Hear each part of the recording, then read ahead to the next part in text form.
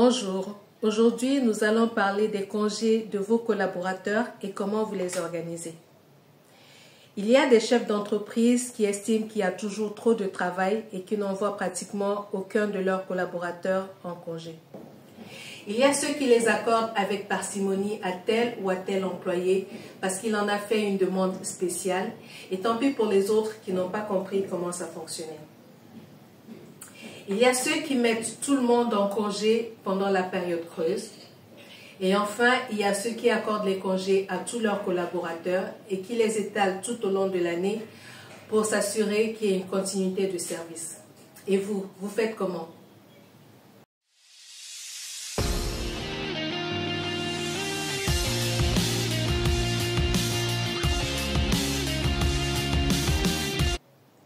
Je suis Marie-Caroline Kingé, consultante et associée gérante du cabinet conseil Makaki, cabinet conseil en management spécialisé en ressources humaines, gouvernance d'entreprise, égalité professionnelle et entrepreneuriat. Imaginez une machine que vous faites tourner 24 heures sur 24, 7 jours sur 7, 365 jours par an. Qu'est-ce qui va se passer? Au bout d'un moment, la machine va se mettre à chauffer de plus en plus, puis elle va finir par vous lâcher. C'est pourquoi il est recommandé de la faire fonctionner pendant une certaine durée, puis de l'arrêter le temps de lui permettre de refroidir avant de la relancer. Désolé de comparer l'être humain à une machine, mais il en est de même pour l'homme. Au bout d'un moment de service effectif, le corps a besoin de se reposer, l'esprit a besoin de s'évader et de s'aérer, et le mental a besoin de souffler. Le congé annuel est un droit acquis après une période de service effectif égale à 1 an. Il est obligatoire aussi bien pour l'employeur que pour l'employé. Il a été conçu pour permettre à l'employé de se reposer. Il doit effectivement être pris et ne peut en aucun cas donner lieu à une indemnité compensatrice durant le contrat. Bénéfice pour vous, l'employé qui prend ses congés vous revient frais et disponible. Il est plus productif, plus créatif et même plus innovant. Vous refusez d'accorder des congés payés parce qu'il y a trop de travail. Si cette charge de travail est saisonnière, pourquoi ne pas envoyer vos collaborateurs en congé pendant la période creuse? Et si la charge de travail est permanente tout au long de l'année, alors peut-être qu'il vous faut recruter.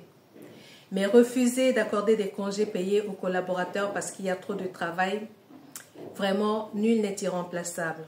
Je suis sûre que vos collaborateurs si précieux que vous refusez de les envoyer en congé, s'ils venaient à décéder, vous les remplaceriez aussi rapidement et votre entreprise survivrait. Ne pas donner des congés payés à vos collaborateurs, c'est prendre le risque d'avoir des employés fatigués physiquement, mentalement, psychologiquement et qui ne seront pas productifs. D'ailleurs, à la longue, ils risqueraient de vous en vouloir et de vous le faire payer d'une manière ou d'une autre. Vous avez déjà entendu parler de la revanche silencieuse des employés, des machines qui vont se mettre à tomber en panne de plus en plus fréquemment, des informations cruciales qui ne vous sont pas remontées. L'employé bénéficie de congés payés à raison d'1 jour et demi ouvrable par mois de service effectif, sauf clause plus favorable des conventions collectives, dont certaines qui peuvent aller à 2 voire même 3 jours ouvrables par mois de service effectif. Ces jours de congé peuvent être majorés en fonction de l'ancienneté de l'employé et pour les mères salariées en fonction du nombre et de l'âge de certains enfants. Faites en sorte que chaque année, tous vos collaborateurs prennent leur congé annuel. Et je recommande de ne pas reporter les congés d'une année à l'autre, sauf cas de force majeure, et dans ce cas, ne reportez pas plus de 12 jours. Et maintenant, comment planifier les congés? Je vous suggère d'en transférer la responsabilité à chaque directeur ou chef de service, bien entendu sous la coordination des ressources humaines. Chaque employé va poser ses jours de congé et le directeur va s'assurer qu'il n'y a pas chevauchement, que 2 ou 3 personnes ne partent pas en congé en même temps. Il s'assure d'étaler les congés dans son service, aussi en fonction des besoins du service. Il cale ses jours dans le calendrier et avant le départ de chaque employé, il s'assure effectivement de la continuité du service. Comment? en remplissant la fiche de passation de service qui récapitule tous les points, tous les dossiers, tous les éléments qui doivent être transférés au remplaçant pour s'assurer que rien ne sera oublié et que tout sera traité dans les délais. Et lorsque le collaborateur revient de ses congés, la même passation de service aura lieu, c'est-à-dire son remplaçant va lui rendre compte de tout ce qui a été fait point par point.